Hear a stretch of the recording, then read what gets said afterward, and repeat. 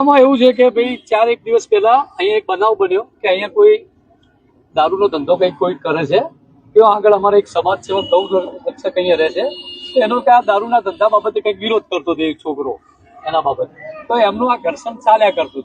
તો એ બાબતે એ છોકરાના વિરોધમાં લઈ અને અહીંયા લગભગ 4 એક દિવસ પહેલા એનો હથિયારો વડે 18 ઘા મારવામાં આવ્યા કે જે દારૂનો ધંધો કરે છે એ લોકોના આવે અને એના મર્ડર કરવામાં આવ્યું. તાત્કાલિક ત્યાંથી દોડીને અહીંયા પોલીસ સ્ટેશન આવ્યા 1-2 જણા બીજા.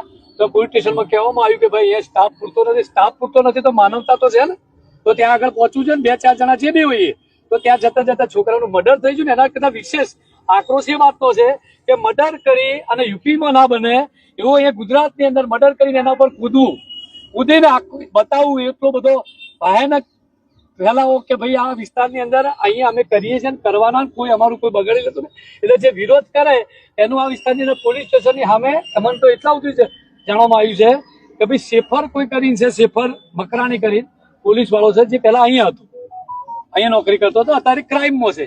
એ જ વસ્તુ દારૂનો ધંધો અહીંયા કરાવે છે ભાઈ. અમને અહીંથી જે જાણવા મળ્યું આ વિસ્તાર બોલે છે, અમે નથી બોલતા, પણ એ પોલીસ તો તપાસ કરવાનું છે. એટલે અમારી માગણી, તમે કહેવા માંગો છો અમારી માગણી શું છે?